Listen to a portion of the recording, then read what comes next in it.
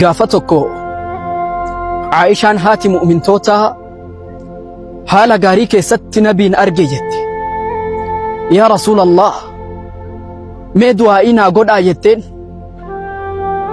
فقال صلى الله عليه وسلم اللهم اغفر لي عائشة يا ربي عائشة أرارم ما تقدم من ذنبها وما تأخر وان دبرسيتي دليت وان غنا دلقو ديمتو اللي وان ملئستي وان دويستي إفما قد إف ربي كيا يدي رسول عليه الصلاة والسلام سيك أتيكو فلتي أقامتاني سي نبي رتكو فتك غمتشورة أيسرك دعائي كدا أنسي كدا ديتو سي غمتشيسي أكمتي نغمتشيسني يا أرقم ربي إسين جنان فقال صلى الله عليه وسلم دبي أجائباتو كت أمور الرت دبتا دعائين أني أما سيقود يكون صلاة هندك ستك أن أمتك يا قد يا رسول نبي جالل أمتي ساقب رفنو تافقر لافين ربي ذا چرك آيات نبي أكنت تقوق منوق أبو كان الرد صلواتها الدميسين الدنيا تون غند غمچو في قد اتي والترا كيسو ميسي فمودا ركون أرقمت هندي فرماتا نبدو هاتي منا إبراهيم سارا ilman argadhuun eega abdii murtee gammachiifni rabbi biraa isii dhufee ilmaan isii gammachiisan fasakkat wajhahaa waqaalat cajuuzun caqiim uf kabaltee dullattii tanatu dayaa jette yeroo garii rakkoo yoo dheerate waan furmaata argatun fakkaatu dheerinni halkanii bariin hanqatu halkan dheeratus bariinu inafu mawruqul ajali namni jedham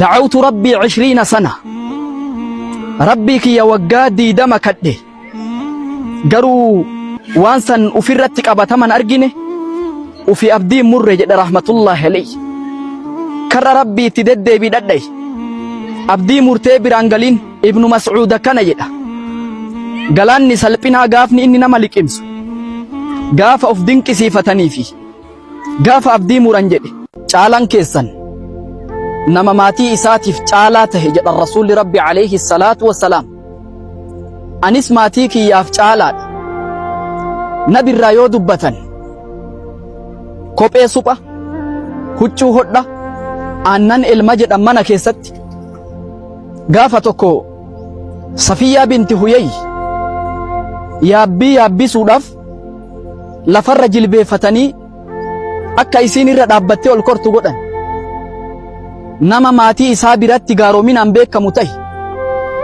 yoo maatiin kee ati gaariidhaa ragaasii bahan dhuguma gaariidha nama maatii shiroo nyaachisee alatti xibsii nama affeerun ta'in namni ibiddarraa rabbi najaa isa baasee jannata isa galche dhugumatti milkaa'ee jira namni yeroo sadi jannata yaa rabbi na seensisii kadhate jannanni illee yaa rabbi nama san na seensis jettee rabbiin gaafatti jedha namni yeroo sadi ibiddarraa najaa na baasi jedhee rabbiin gaafate ibiddillee yaa rabbi nama san qaama isaa ibiddaan hin gubin jettee rabbiin gaafatti jedha rasuulli rabbi alayhi salaatu wassalaam anaaf isinillee rabbi jannata nuuf haa kennu durri wanti isin diin irraa dhabdanii amaanaadha xumurri isaas salaata jedha rasuulli rabbi alayhi salaatu wassalaam sahaabota wajji teessuma tolfatee taa'aa jiran tiifataa tokkotu deemaa dhufee gaala xamadatee rasuulatti ol dhufe mata saa'a qiyaaman yoo mudatti jedhe haasaa biraa harkaa qaban rasuulli dubbii isaa jalaan qabne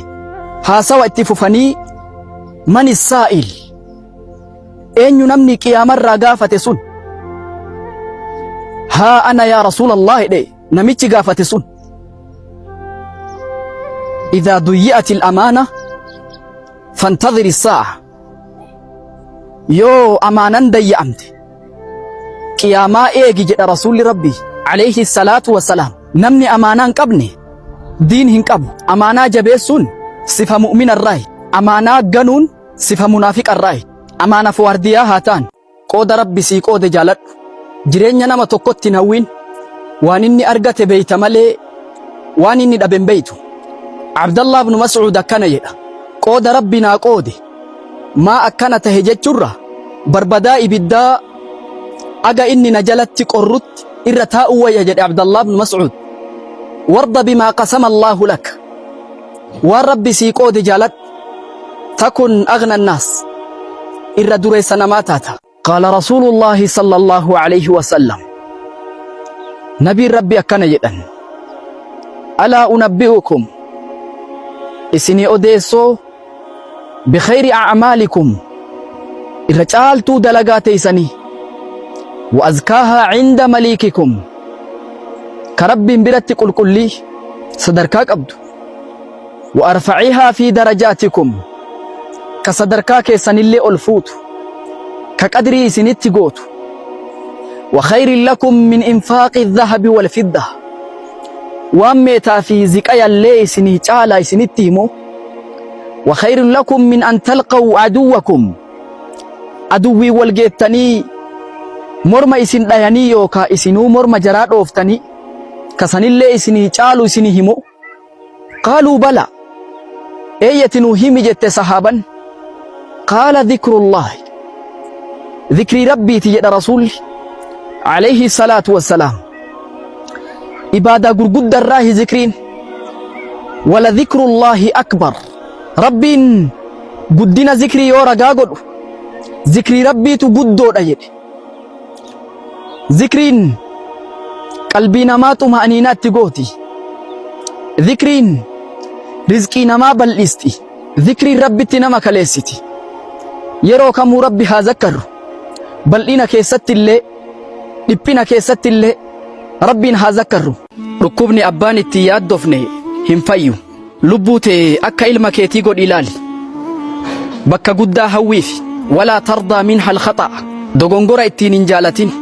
kullu man laa yacrifu cayba nafsahu fahuwa ahmaq, namni hirdhina lubbuu isaan beeyne gowwaadha jedhe Iyaas ibnu Mucaawiyaa rahmatullaahi alayhi. Abdallah ibnu Mas'uud osoo inni qur'aana qara'u ergamaan rabbii nagaaf rahmanni rabbii sarratti haa jiraatu Abi Bakrii fi Cumarii wajji irra dhufan. faqaama yastamicu liqiraa'atihi, dhaabatanii sagalee Abdallah ibnu Mas'uud dhageeffate rasuulli rabbii alayhi salaatu wassalaam. thumma qaal, eegasii akkana jedhan, man sarrahu an yaqra'a alqur'aana ratban kamaa unzil falyaqra' calaa qiraa'ati ibni ummi cabdin. namni qur'aanni akka samii bu'e jiidhaa qara'uu barbaade akka Abdallah ibnu Mas'uuditti haa qara'u jedhan. dubbii tanaa Umar ibnu al-Khaxaab Abdallatti hima jedhee bariisifadhee dhufe jedhe. yoo ani itti himuu dhufu sabaqaka Abu Bakriin, Abi Bakriitu si dursee natti hime jedheen. obboleessa kiyya, kun rasuula khayrin ilannaas, nama waan gaariin jidduu namaa deemu tahi. walaa tamshi binnamiimati bayna annaas, jidduu namaa adda muruuf hin deemin. wa'allif bayna alquluub, qalbii namaa walitti hidhi, nama walitti hin dirin. waan irratti du'uu barbaadde irratti jiraadhu, gaarii facaafadhu, khayrii rabbi bira barbaadi. laysa bicaaqilin man yaxlubu wirdan bizarci shawki, namni qoree facaasee abaaboo eegu aqliin qabu. namni tiisisarraa dayma barbaadu maraataadha. nama sadii rabbiin dubbisu, dubbii gara laafina of keessaa qabdu, dubbii rahmatummaa of keessaa qabdu. walaa yanzuru ilayhim, gama isaanillee hin laalu. walaa yuzakkiihim, badiirraa isaan hin qulqulleessu. walahum cadaabun aliim, isaanii qixaata laalessaatu jira. takkaffaa irratti rasuulli akkana jedhan, almusbilu izaarahu, nama wayta marxoo godhatu koomee gadi dabarsu. dubbiin kun dhiira qofa ilaallata, dubartii miti. waan uffatu maraa surree ta'ee mudawwara ta'e kana keessa oola. lammaffaa irratti nama waan kennu himatu. walaa tubxiluu sadaqaatikum bilmanni wal adhaa, sadaqaa kennattanuuf jalaan balleessina himannaadhaan azaa nama godhuudhaan sadaqaa uf jalaan balleessina jedhe rabbi. sadaffaa irratti wayta bittaa gurgurtaa meeshaa qaalii godhatuuf rabbitti kakataa waa gurguratu. fakkeenyaaf meeshaa takka 2,000 bitee wallaahi 2,500 biteedhe fakkeenyaaf akka 3,000tti gurguratuuf. dubbiin jara kana sadaanii jabduudha, irraa uf haayinu. namni mu'minaa tokko balleessaa rabbii isaatti balleessu akka nama gaara jala deemutti ilaala jedhe Abdallah ibnu Mas'uud. gaarri kun narratti kufaa of sodaata jedhe. namni karaa rabbii keessaa ba'e immoo akka nama tiisisni funyaan isaa gubbaa qubatee harka isaatiin akkana jedhe ofirraa dhoorgeeti homaa dantaa ittiin qabu jechuudha. Gaafa macsiyaa shillaa bahii irraa taate dagamiinsa keessa jirta. Machiin hedduutu jira. Nama farsoo dhugee machaa'e caalaa nama dogongora rabbitti balleessuun machaa'etu badaadha. Badii dalagaa jirtu xiqqoo jetteen tuffatin. Ibiddi guddaan belbelu qaanqee xiqqoo irraa argama. Gaarri guddaan dachii xiribbaa ta'e kun cirrachuma xixiqqaatu walitti qabamee agana gahe.